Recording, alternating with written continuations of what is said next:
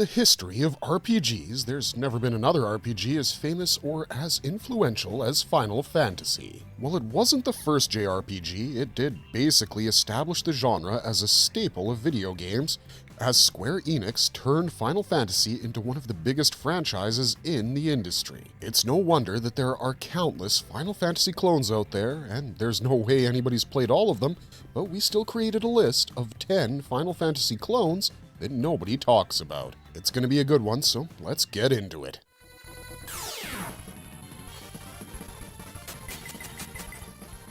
Beyond the Beyond, 1995. Before Golden Sun made Camelot software planning popular, they created Beyond the Beyond. The story starts with the basics. Our young hero Finn and his pet dragon Steiner set out on an adventure, but they introduce a twist with the party composition. You spend a massive chunk of the game dragging around Samson, a legendary warrior who's been cursed. He's statistically crippled, often unable to attack or even move. This forces you to protect your strongest party member rather than rely on him, creating a tense narrative arc where his eventual recovery becomes extremely rewarding and empowering. Beyond the Beyond introduced the active playing system, which if you've seen Expedition 33 or Paper Mario, you're probably familiar with. You have to time button presses with attacks to deal double damage, or time your blocks to survive. Visually, it's a hybrid of styles. You'll recognize the seeds that'll become Golden Sun in here, as it uses chunky, spherical-looking sprites on a pre-rendered 3D background. Characters are just as expressive and animated as they are in Golden Sun, and although the color palette is rather muddy and drab, it still manages to make for a very whimsical and fairy tale-like atmosphere. The Grandstream Saga, 1997. Quintet is a rather legendary studio that made the trilogy of Soul Blazer, Illusion of Gaia, and Terranigma, and the Grandstream Saga is effectively the lost fourth chapter of that through line. It carries the melancholic themes of a dying world, ancient technology, and depressing storylines. The narrative revolves around Eon, a boy tasked with saving 4 floating continents that are slowly sinking into the ocean. While it starts out with a save-the-world adventure, it's famous for its brutal ending, one that forces you to choose which of the 2 heroines to sacrifice to save the world, and it forces you to live with the consequences of that decision. Gameplay isn't turn-based, it's more like a fighting game. You have to swing your sword, block with your shield, and dodge attacks. This also means there's no leveling or grinding here. You get stronger as the story progresses, so the experience is smooth and well-designed. The art style is infamously strange, as it's a full 3D game, but in order to maintain the high frame rate, character models don't have faces. Yeah. But they do compensate for this with fully animated anime-style cutscenes by Production IG, the studio behind Ghost in the Shell, which creates a strange but high-quality experience. Yes! Double flash!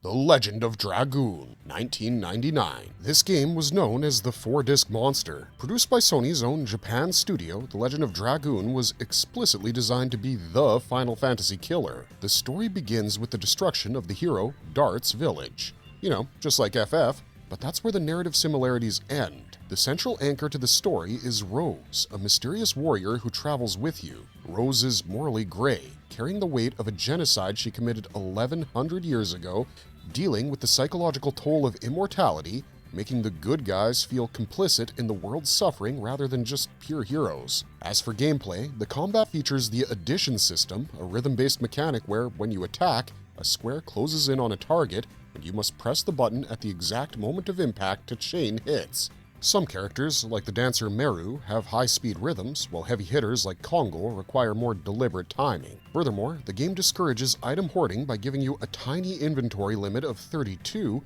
forcing you to make some tough decisions. This encourages you to use your expendable items. Also, the characters can transform into high-power dragoons, where they don strange biomechanical armor with wings of light.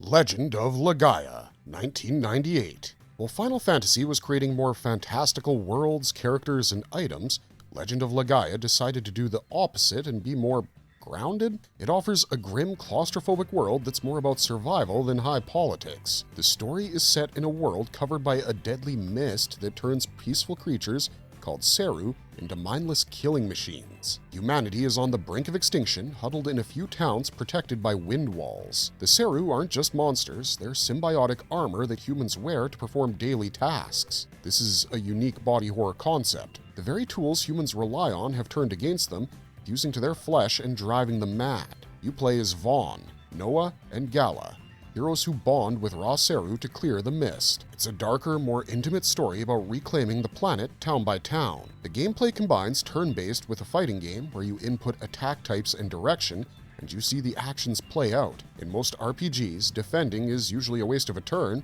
but here, defending charges your action points and extends your combo. With all of this combined, this game is more like the anti-Final Fantasy than any clone. Guardians Crusade, 1998. Guardians Crusade feels like it's the direct inspiration for the show Adventure Time. Tamsoft created a kid's storybook world that's surprisingly suited for adult players. A young knight, named Knight, finds a mysterious pink creature named Baby. Your job is to return Baby to his mother at God's Tower. The core of the game's story is the emotional connection between the two, and the game can get quite emotional at times. Baby isn't just a pet. He transforms throughout the journey, and the ending deals with separation and growing up. The gameplay here is more akin to Shin Megami Tensei than Final Fantasy. You collect over 70 living toys, clockwork automatons that function as your spells and summons. Second, you have absolutely no control over your partner, as Baby acts on his own AI. In the beginning, he's useless. He'll cower and sleep during fights, and you have to nurture him by praising him when he attacks or scolding him when he slacks off. Actively raising him to be a powerhouse late in the game is a deeply rewarding experience. Basically, this game is a unique take on the classic tragedy of a boy and his dog narratives,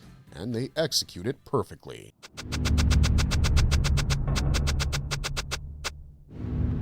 Thousand Arms, 1998. Published by Atlas, this game is a unique fusion of a traditional steampunk JRPG and a dating sim. You play as Maze Triumph, a spirit blacksmith who's lazy and lecherous. The plot isn't really about defeating the Dark Acolytes, it's about Maze learning that he can't just be a womanizer.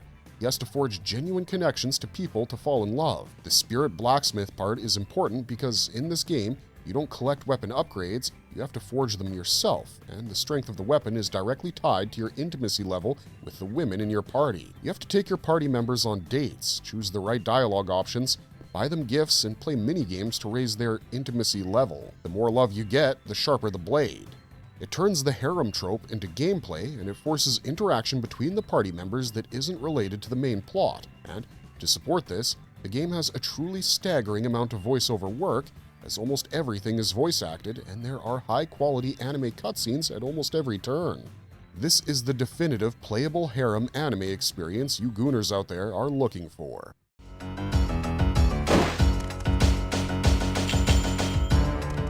Jade Cocoon, Story of the Tamameu, 1998.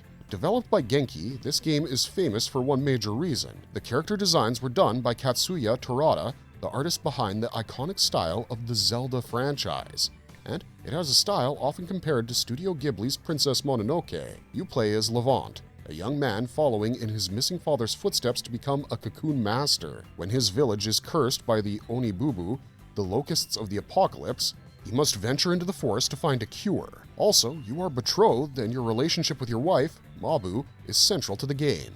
She is a Nagi woman who has the power to purify the cocoons you find.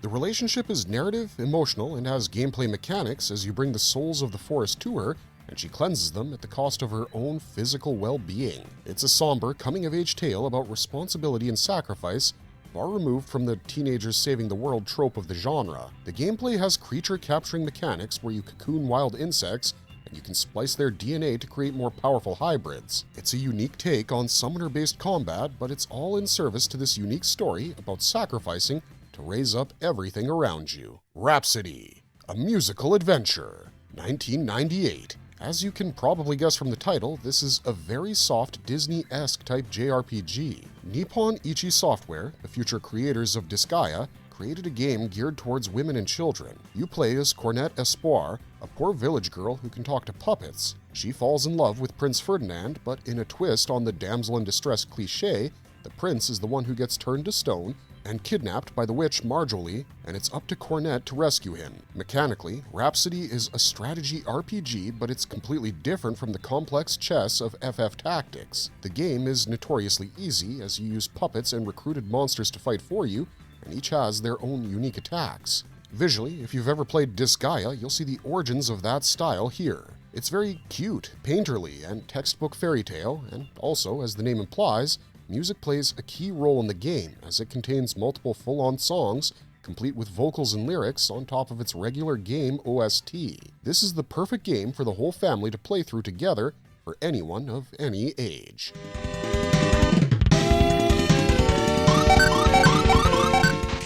Lufia and the Fortress of Doom, 1993. Often overshadowed by its prequel, Lufia 2: Rise of the Sinistrals, the original game did something incredibly bold for 1993. It started at the end. Created by Neverland and published by Taito, the game opens with a team of legendary heroes, Maxim, Solon, Artia, and Guy, storming the final dungeon to kill the gods, the Sinistrals. You play this prologue at level 99, wielding endgame power. You defeat the Sinistrals, the fortress collapses, and the heroes die.